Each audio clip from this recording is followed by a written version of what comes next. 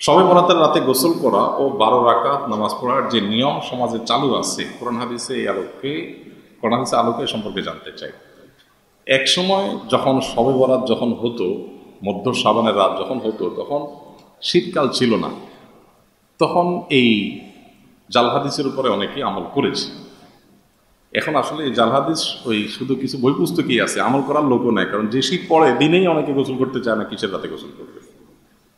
বিধায় এইটা নিয়ে এখন নতুন করে আলাপ না করলেও চলে। যারা এটাকে সওয়াবের কাজ মনে করে তারাও কয়জন গোসল করে এটা নিয়ে সন্দেহ আছে। খোলাসা কথা হলো যে শবে বরাত বা মধ্য শাবানের রাতে গোসল করার বিষয়ে কোনো হাদিস নবী সাল্লাল্লাহু আলাইহি ওয়াসাল্লাম থেকে সাব্যস্ত হয়নি।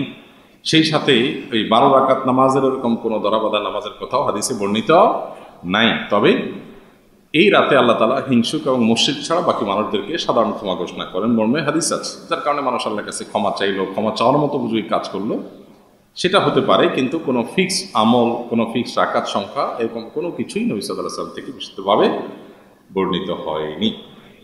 আমি আলিম প্রথম বর্ষে পড়াশোনা করছি। ছোটবেলা থেকে আমার মা বাবা আমার স্বপ্ন রাসূল সাল্লাল্লাহু আলাইহি ওয়াসাল্লামের দেশ অর্থাৎ মদিনা ইউনিভার্সিটিতে স্কলারশিপে পড়ালেখা করব। সেক্ষেত্রে আমাদের স্বপ্নটাকে বাস্তবায়ন করার জন্য আমি এখন থেকে কীভাবে প্রশ্রয় দিতে পারি, এরপর দয়া করে একটু দিক নির্দেশনা দিবেন। এছাড়াও আমি আরবিতে কথা বলতে চাই, সেক্ষেত্রে আরবি ভাষা প্রশিক্ষণের জন্য কোন প্রতিষ্ঠান কিংবা কোথায় গেলে আমি তা শিখতে পারবো, এবার একটু জানাবেন।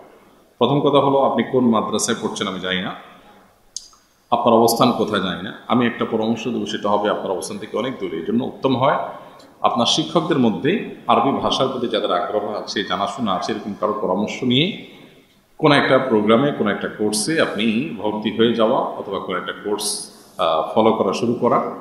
আশা করা যায় এর মাধ্যমে আপনি আরবিতে দক্ষতা অর্জন করতে পারবেন। নিজেদের মধ্যে আরবিতে কথাবার্তা বলা, আরবিতে বই পুস্তক পড়া, চর্চা শুরু করে দেওয়া কোনো একজন দক্ষ ওস্তাদের অধীনে, এটাও আলহামদুলিল্লাহ আরবিতে দক্ষ হওয়ার জন্য যথেষ্ট। আর মদিনা ইউনিভার্সিটিতে ভর্তি হওয়ার জন্য আলিমে ভালো রেজাল্ট করা জরুরি। এরপরে যথাযথ নিয়মে অনলাইনে আবেদন করবেন। নসিব ভালো হলে আল্লাহ রাব্বুল আলামিন তৌফিক দিবেন ইনশাআল্লাহ তাআলা।